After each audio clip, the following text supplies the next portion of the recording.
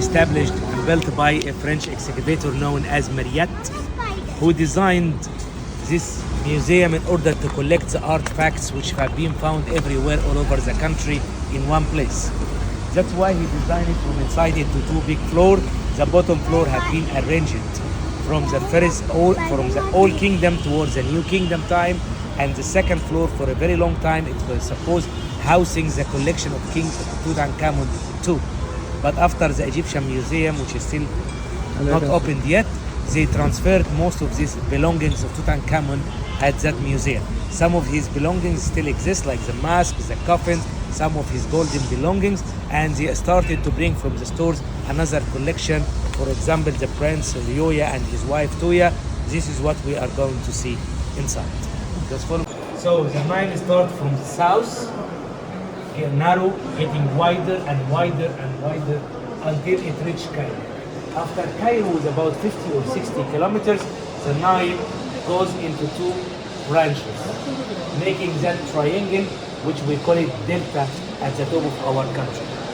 95% from the Egyptian population live on both sides of the river Nile, which we call it the Nile Valley, and in the delta, which is a very fertile land. The Nile is dividing the country into two sections. The western desert, where we have oases along the desert, where a lot of water spring. The people lived nearby this water spring since the ancient time up till now. At the eastern desert here, life is very difficult because it's all hills and mountains. So it's a rocky soil. There is no much life there. Life exists among some few people in neighborhood of the Red Sea.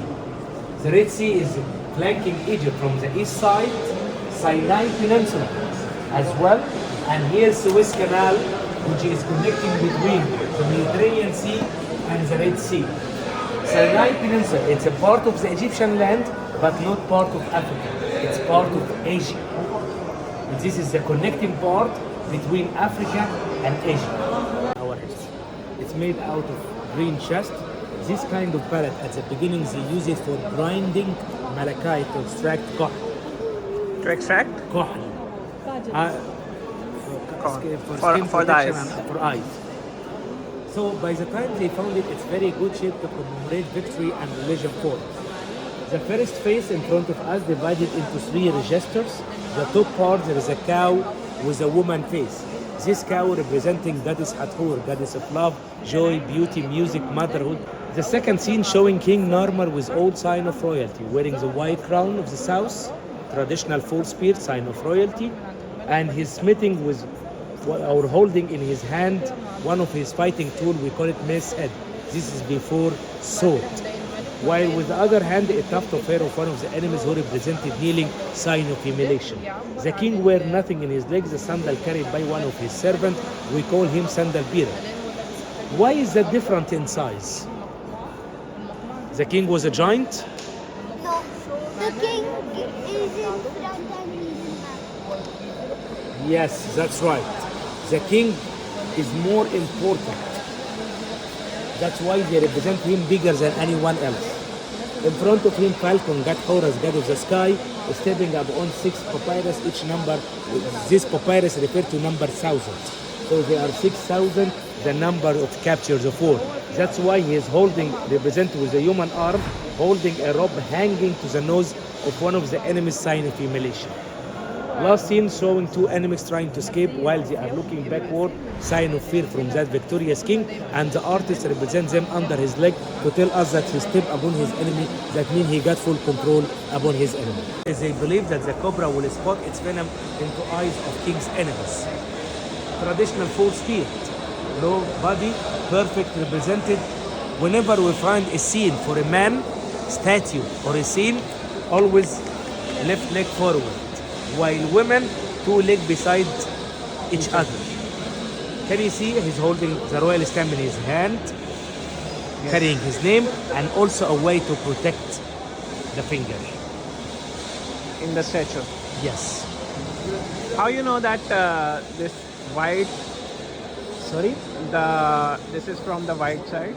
Because of the symbol? This is dating back to the New Kingdom We know this from the name of the king which written in the cartouche. This is Merim Betah, the last king of the 18th dynasty.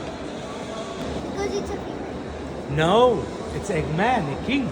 It's from the different dynasty. No, this is what we call it a mummy-form statue. Two hands crossed upon the chest, dead form.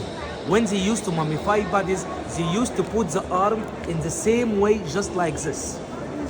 Two arms crossed upon the chest. So that means that this statue was done to the king after his death, not like this one while the king was still alive. That's why the body like a mummy wrapped together. That's why the legs showing beside each other. King Khasichem, the lord of the land, that's the meaning of his name. Then he got another name, Khasichem, the lord of the two lands. Why is he? Don't touch the pieces, just take a look without touching it, okay? Why is half of it broken? Because we found that the face is broken, but this is not what we care. We care here about the style of art. Take a look to the perfection of representing the eyebrow, the eyelid, the inner part of the ears. Can you see it? Yes. And usually, kings write their name above the shoulder or above the belt. Here, something unusual. The name of the king is written nearby the two toes. And this is something unusual. This is an exception.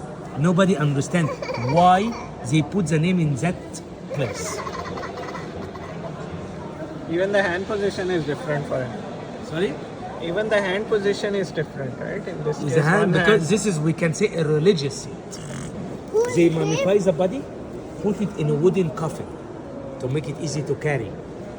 Then they go straight to the tomb where they keep this block of stone there, cut it inside, and put the coffin, then they cover it with the lid for more protection. So the burial chamber is considered like a place for transmission. It's going to move the deceased from this world to the next life, Who is great? where he will join gods. That's why the Egyptian give too much attention to their tombs. It is a place which will help to transfer the body to the other eternal life. That's why they invented this kind of magical formula, which we call it Heti Dinisu formula, which is prayers and hymns, like a magical spells to transfer what have been described here to a real one. A huge amount of offering to show the relation between the deceased and his God, so the God will be satisfied and helpful to him in his afterlife journey. This is a unique statue, got two unusual characteristic features. First one, the king wearing a headdress and under it a hair wig. Usually the king wear one of them. The second, the king is shown with a mustache. You will never find any statue, even a scene for a king with a mustache. We don't know why. They usually have this traditional false beard, and we call it false because it was not real. We are not quite sure. Because the mummies which we discovered didn't have this such beard. But this was just to make it different, symbol of royalty. He's sitting here while he was celebrating the Set festival, which we talked about it in Cairo yesterday. It's a religious scene. One hand upon the heart, while the other one upon the side to protect the finger. So, it's copper. This is belong to King Pepi II, one of the kings of the 6th dynasty, one of the kings who, we can say, the longest king who ever ruled this country. He died when he was 108 years old, and he ruled the country for 90 years or something like that. So during his lifetime, the Egyptians succeeded to do copper, and they start mining. That's why he is commemorating this important event by making statues for himself in copper. One of them big, one of them small. But it seems to us that it's not like one piece of a statue. It's pieces attached to each other together. That's why the link part here, or the masculine part, have been removed, as well as shown in the other statue, which might be a revenge, because he got a huge woman during his lifetime. For maybe one of his women, as a kind of revenge from him, she removed this part. This is a noble man called Rahotub and his wife Naflet. We found these two beautiful statues in a very weird way. First, it's under the ground of the tomb, covered with sand. And this is not why they used to make statues. That means this statue was done in a secret way. Why? Because it was not allowed for anyone to make a statue for himself towards the end of the 4th dynasty. Only the kings. Which indicates that this man was a powerful man to make this such thing without anyone knowing. The artist was in a hurry. How can we know? Look between the arms and the body. It's blocked. The leg and the chair. The artist used high back seats to protect the neck in a very easy and fast way.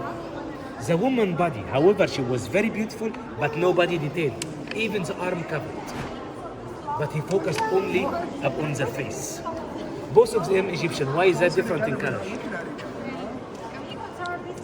To represent differently? No, men work outdoor while women indoor. And the woman show her real hair to tell band. us this is the hair wig, it's just a style, but I have my own hair.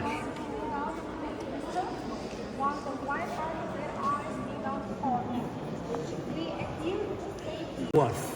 In ancient Egypt, there were two kinds of dwarf: Egyptian dwarf and African dwarf. What's the difference? The African short body and short limbs, while the Egyptian normal body but short limbs only, plus no blood. The Egyptian used the dwarf for handmade tasks. For their small hand, they are perfectly in this such crafts. But this man was different. He was responsible for most of the king tasks. That's why he was very rich. And he mentions that on his tomb. And he got married to a lady member from the royal family. Look to her while she's sitting beside her husband, slightly smile, sign of satisfaction. Surrounding him gently, sign of love and good relation. The artist was very smart here. He represents his children under his leg to avoid the deformity in his body, to represent him in the same scale like his wife. They are shown with all sign of childhood, finger in the mouth, side lock of hair, and completely naked. See, this is another style for dwarf. We found it inside his tomb in Saqqara. It's one piece of wood while the arm attached together to the body by means of these wooden nails on both sides of the shoulder. So this was found in Saqqara. In Saqqara. Most of what we passed found in Saqqara and the Giza plateau as well. Priests, whenever they shown, never carry anything above their head. Real hair in their normal time, completely shaved from up to bottom while they are doing the ritual inside the temple. He's showing slightly fat, sign of wealth in ancient Egypt. This statue, famously known as Sheikh al-Balad statue. Sheikh al-Balad means chief of the village. Because the worker, once they saw it for the first time, they get panicked, leaving the tomb and run. So their supervisor follows them. What's going on? They told them this statue is looking similar to our chief of the village, who is still alive. Fighting each other.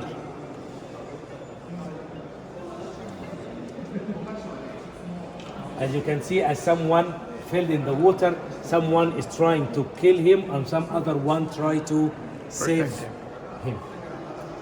This is the kind of the drawings that we saw yesterday. Exactly. But the colors here is so very beautiful. Yes. And the water and the green everywhere.